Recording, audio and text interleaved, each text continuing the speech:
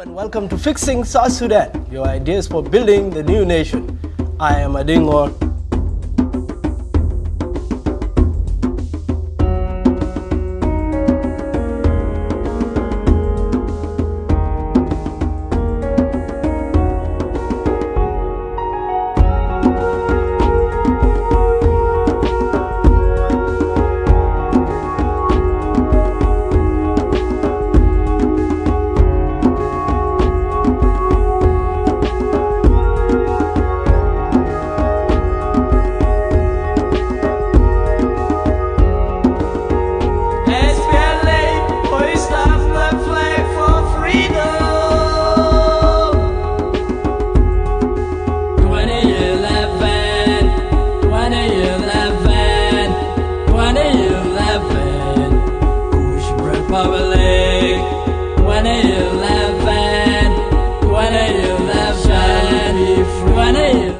Hello and welcome to Fixing South Sudan, your ideas for building the new nation. I am Adingor. This week on Fixing South Sudan, Dr. Riek Machar arrives in Juba, a boost in the peace process. But what are the twists and turns in the implementation of the peace agreement? And with us in the show, Honorable Dr. Martin Elia Lomoro, Minister of Cabinet Affairs and Secretary for National Pre-Interim Transitional Committee. We are elated to welcome him to Fixing South Sudan for the first time. Can he fix South Sudan? Is he fixing South Sudan? Welcome to the show. How are you? Thank you. God bless you. So let's talk about what everyone is talking about. Dr. Riek has just arrived the other day, and people wonder about the symbolism. Him coming with a huge delegation to Juba, what does it mean? You are at the center of it all. Well, thank you for this opportunity. You will all remember that President Salva had invited Dr. Riek to come to Juba in order to enhance the process of implementing the agreement. He did not come, but presented two cases which he believes are genuine, that he's still under IGAD custody, and the only alternative is if his custodians could facilitate coming here. In Rome, when they met with the president, also the president repeated again the invitation, and what you saw yesterday was his response to that invitation of the president. And it's a very big boost to the implementation of the agreement, especially as we move positively in the implementation of the most difficult provisions, the security sector provisions, which is the most important of all the provisions. The perception is that it is a boost, but what is the reality? I think the assessment of the visit being a boost is correct. But for me, it goes also much more further than that. It's also an enhancement to resolving small challenges that either on the IO side, whether also from government side, so that we can dialogue over those and see how we move forward. So it's a very important visit. What are the real substantive issues that have been discussed so far? Well, so far yesterday. At the higher level. Yeah, at a high level, of course, it was 1+3 and the security sector representatives from both the IO and the government. And what we did was to have the brief from the JDB, General Gabriel Jock and General James Kwang, to give us the way with which they developed the Joint Defense Board and all the security mechanisms. And they briefed us how they organized themselves and how they started to work together, and how they developed confidence, which was what we highlighted, that they have developed a very strong confidence among themselves as generals from both the IO and the government. And that is the result of the progress we're making in the cantonment areas. They then told us how the cantonment is progressing, and we all heard the issues they've raised, and then REACT people responded, which was a very positive response.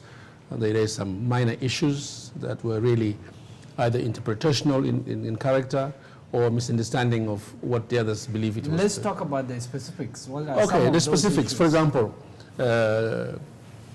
one of the generals from the IO side raised his concern about the VIP protection unit, which was proposed to be 700. First of all, 350 from our side, the government side, 350 from the opposition, and 250 from REACT, and 100 from the SOA group, from the other opposition groups. His understanding was that they were supposed to come from the controlled forces after screening and registration. We did not differ with that either. We said that is the case, but the very protection was supposed to be a very high profile provision of the agreement that needs to be prioritized and implemented in advance in order to provide the protection necessary to allow for the opposition to be able to be ready for the government. So General Gabriel Jog was able to explain that yes, there is no difference in that. If they have to be registered, they don't need necessarily to be registered in the cantonment areas. They can be registered and brought to where the joint training should be. Because remember, this is going to be a unified force, right, which must have representation from the government and from all the opposition. So that point was clarified. The other one was REACT's question on the challenges of some of his cantonment areas. So the assembly point may be far away from the actual cantonment site.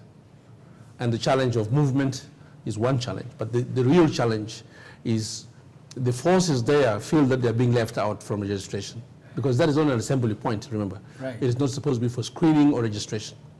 And that they feel they don't even want to move to the cantonment for a number of reasons. One, that is very far away, and two, if they move away, other forces that are not signatories to the agreement may take over their position and disturb civilians whom they believe are under their protection. Again, that was easily explained, that okay, we can get them registered where they are, and accordingly submit their results of screening and registration to the cantonment, so that once they're separated, then they can be transferred. But their argument is this: who is supposed to give a holistic protection to the country? Obviously, it's the government. So even if they move them to the cantonment site, I don't see personally how it is negative. Again, this was quickly agreed that yes, they can be registered, screened where they are, and be transported. The other point is about the Tiger unit. In the understanding of some of the IOs, Tiger is not part of the organizational structure of our army. Although REACT himself, thanks to him, understood that when he left, Tiger was always part of the 10 divisions. And Gabriel Jog also clarified that the Tiger is actually a mechanized division. It only has one battalion of the Republican Guard. So there are concerns around security? For yes, about security is all opposition. Right. They also have security like, okay, you have the 10 garrisons, 10 divisions, but you also have some outposts. We said, yeah, but those are posts that are protecting the integrity of the country. And by nature of being a government, that is our responsibility. So the negotiation on security is ongoing? We have cleared those challenges. So those are really the few challenges that were there. And then there was the understanding of if food is brought, who actually takes the food to the various cantonment areas? Well, that's MPT's function. The food which is brought, it doesn't matter whether it's brought by the government or brought by some partners. That food belongs to the MPTC and belongs to the army, all of them. It's a humanitarian function. Yeah, it doesn't matter whether you're from IO side or the government side. We keep it in our stores for records and accountability. Remember, we have signed MOUs with those partners that are helping us with in-kind support. And they strictly require us to comply with accountability and transparency. And that is the nature of our agreement, and so we conform to that. Last thing on security, what will it take for the government to be formed in time? We know about the previous failure, but now the eyes are on November. Well, I think it's an important question, Ngor, because many people did not have the chance to hear what is the delicate agreement between members of the JDP and the MPTC. We, of course, did not have a certain number fixed for the size of army in the Republic of South Sudan.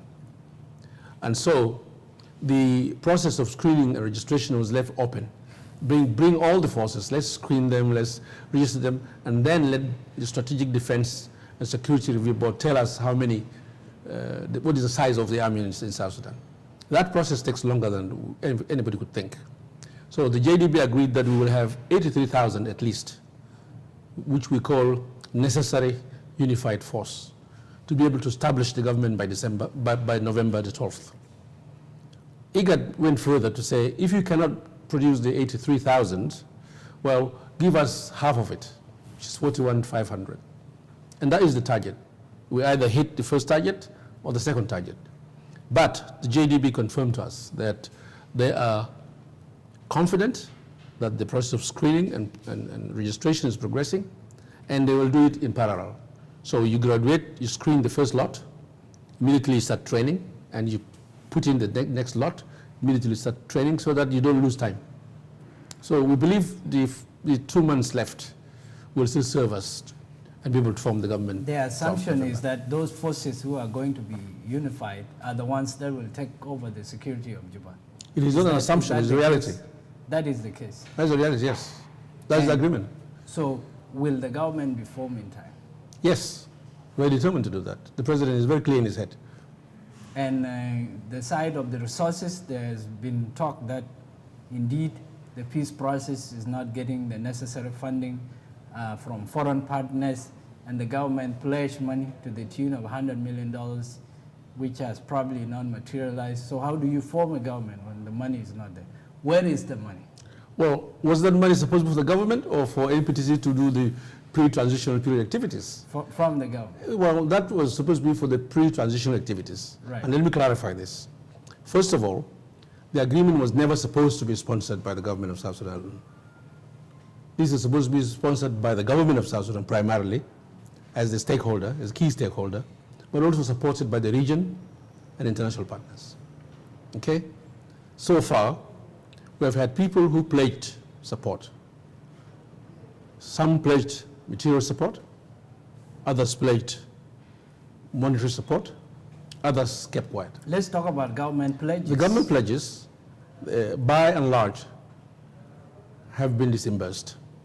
So far, we have received from the government $33 million. And this $33 million, although it was delayed, didn't come in a timely fashion, and therefore squeezed our time scale and causing challenges in trying to expedite some of the activities in order to be able to form the government. Nevertheless, the government has produced the $33 million, 70% of which have gone to the security sector in order to enable them to implement the provisions of the agreement that are critical for the formation of the government. The government also brought food from Khartoum. And if you assess that food, it could be around about $7–8 million. And this food has already been distributed to various cantonment sites. Some is just right here in the port, ready for distribution in the Equatorial region. Others to Upper Nile has been distributed to the tune of 26,800 sacks of Dura and various other things. And a lot is also going to Awil and Wow for cantonment. So if you were to assess that funding alone, funding is coming. The government has already covered nearly $50 million. I can assure you that. Some funding is coming through. And the government is putting more. And it's being used wisely. Absolutely wisely. Why don't we take a break from it?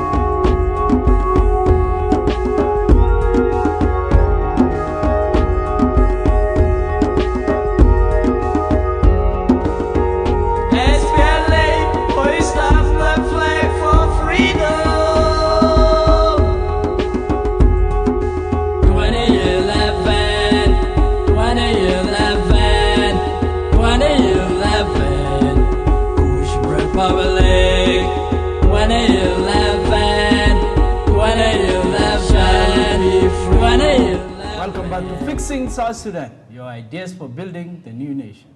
I am Adingor, and with us in the program, Dr. Martin Elia Lomoro, Minister of Cabinet Affairs and Secretary for National Pre-Interim Transitional Committee. Our pleasure to welcome him back. And you were just talking about resources at the NPTC, that some funds has been coming in, and the work that will see that the peace process is realized is being done.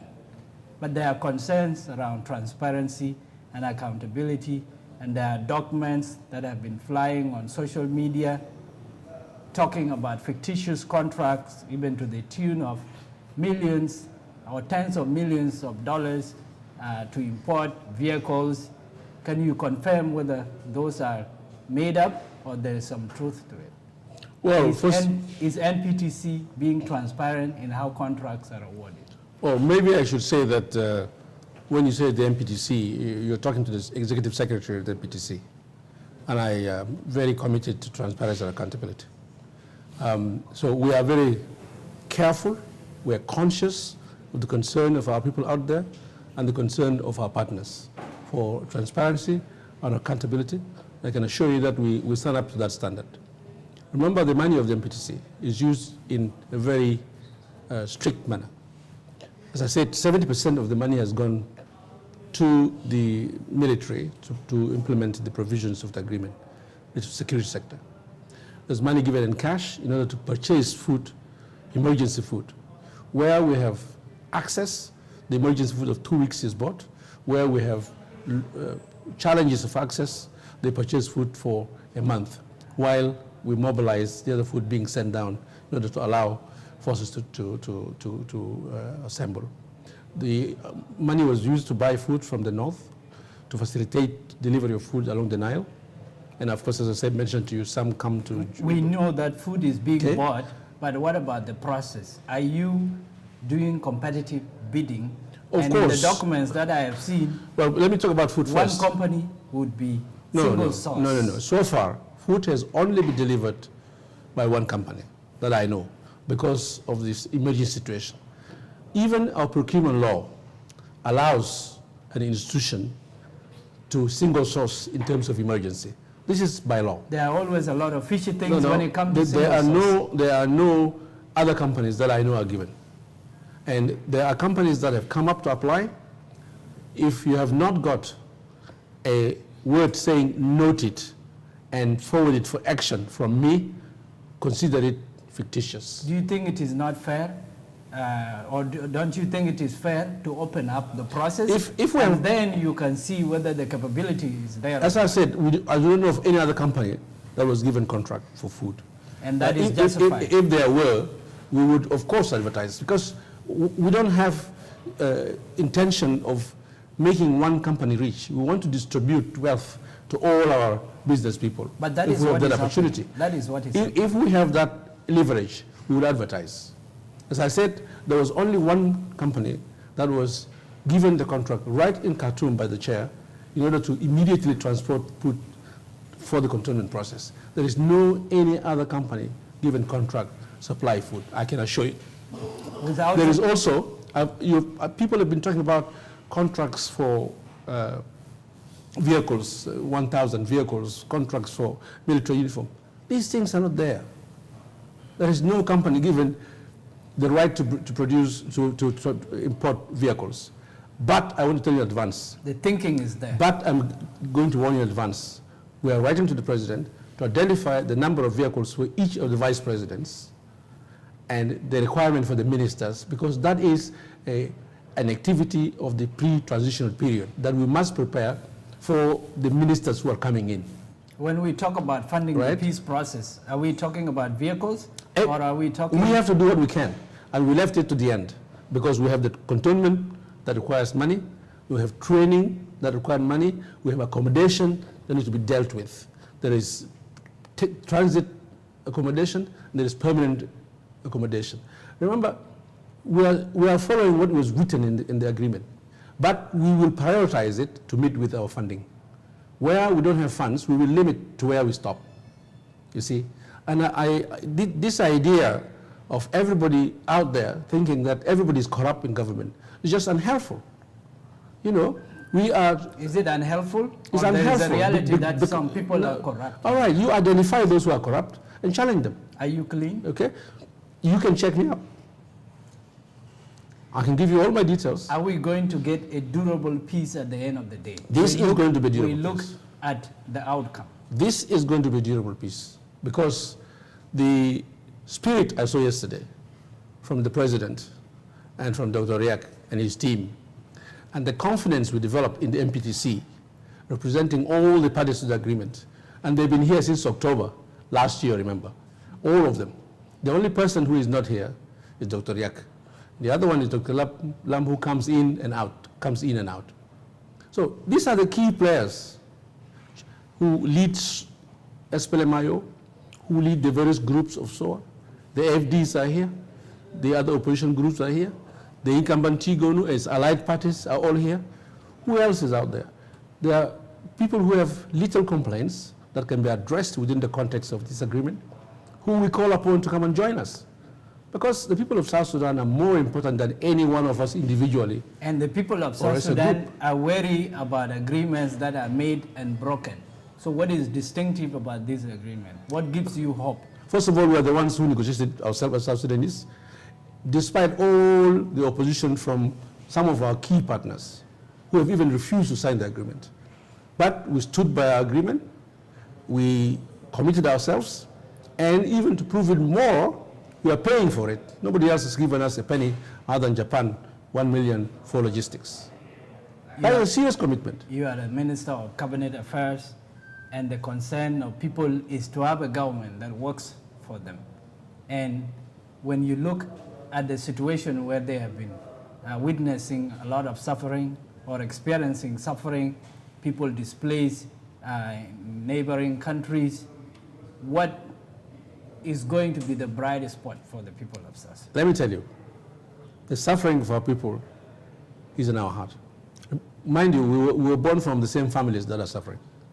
So we know what it means. So when we're in government, we're not there just to enjoy and please ourselves that we're delivering service. We really want to deliver service.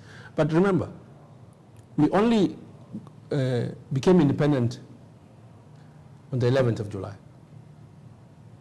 As we were still organizing ourselves to now have a program for nation building, we got interrupted by the war in 2013, which was totally unnecessary and took all of us by surprise. Since then, we have been struggling with financial ups and downs because what was called revenue from the north, we never knew how much it was. And then you have the fluctuation of oil prices that didn't help us either to stabilize. And then you have political instability with war, displacement, death. Of course, then you have all these sufferings. Now, we have this agreement. Not everybody likes it, but we as South Sudanese have committed ourselves. And we have committed ourselves that this, the president said it many times, this is the last time we're having war. We don't want war in our country anymore. And the coming of Dr. Riak and the staying of the rest of the stakeholders in this country, I think must show to everybody that we want peace, really. Because Is Dr. the people Riak, who are fighting, how old are they? And for how long will they continue to fight? is Dr. Riak coming to stay, or is he going back? For now, he's coming to understand the challenges and work together in this short period to fix it together with us. He will go and will prepare himself and in the right time come home. Obviously, who has an incentive of staying in somebody's country? Today we have the Sudan here to talk about agreement and peace in the Sudan itself. But nobody has incentive anymore to support rebellion against South Sudan. And we don't have any incentive to support rebellion against Sudan. You are negotiating the So peace, the two and they are countries, negotiating your peace. absolutely. So we have agreed as two countries that we want to have peace among ourselves and within our country. Because we have been the laughing stock of the This whole is region. an important point you have made, You know, that Juba is the one mediating the Sudanese peace process, at least for the oppositions that are left out. And you are saying there's synergy between the peace in Sudan and the peace in South Sudan. Absolutely. And we call on all other countries in the region to help bring the rest of the brothers and sisters who are still holding out to come and join us. You know, we have committed mistakes, all of us, and that's the reason why our country has gone through this turmoil and are causing our people suffering, unnecessary suffering. But there must be time for us to fix it, and this is the time.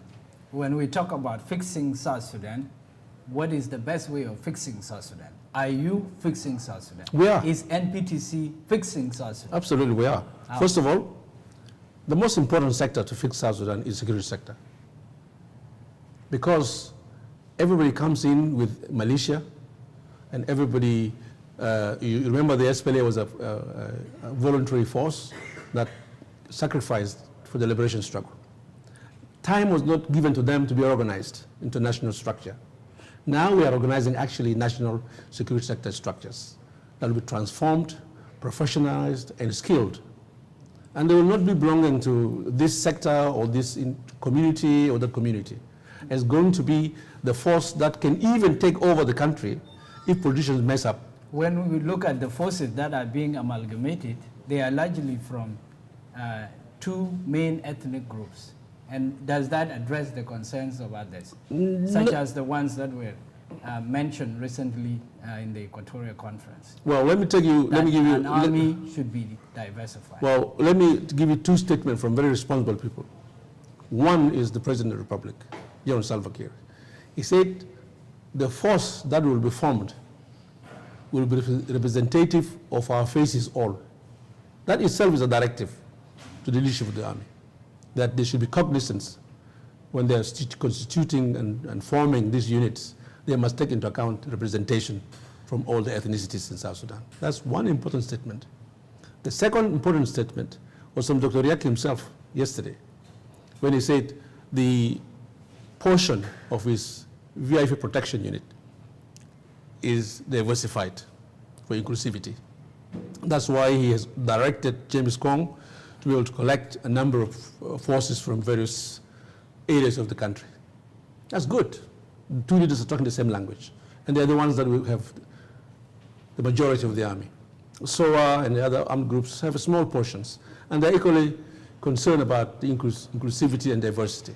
So once we fix that, if you look at this agreement and you go to chapter 4, for example, about the transformation, institutional transformation, if we implement that chapter rigorously and to the letter and spirit, we can create institutions that can run this country. Because our main problem is not actually anything else other than institutions that are run by professionals who are qualified, not because of the community they come from or who they know. These are our two main problems. Change is coming. So once you have the security sector fixed, you have institutions fixed, and you have liberal democracy, people can form parties as they wish. Parties can cooperate among themselves. They can even collude, or even unite. And then you compete for power using your manifestos. Can you say without a shred of doubt that peace is coming? Peace is here. It's not coming even. Is it in the corner? It's not in the corner like Michael McCoy said. He said it's now here. Peace is now here to stay. Look, how many months now? Is it peace that is going to be beneficial to the people? To all of us. Development will be the agenda of the next government. Absolutely. As the #1 minister in the government, you can say that. I can say that. We are paying 10,000 barrels now, but increase to 30,000 barrels. Same people will deliver for change. Infrastructure development, which is the challenge of South Sudan. Same people when we have will trunk deliver roads, development. we fix our states, people travel free across the country. Same people will deliver development. Whether the same or different or combination, it doesn't matter. What's going to change? What will change is attitude towards development. How are you going to change? We will change by conforming to the law. How will you personally change? I have always been changed, and I have always oriented towards development. Answer the question. How will you personally change to fix South Sudan? We will change by adopting the constitution and the laws that are available. The question because is they're the you ones. personally. I will conform to the law. What will you change? Change is driven by constitution and the law. And So I'll you are conform. not following the law, and I you am. are going to start following the law. I have always fought and I'll continue to fight. Thank you for coming to Fix Thank you, It. brother.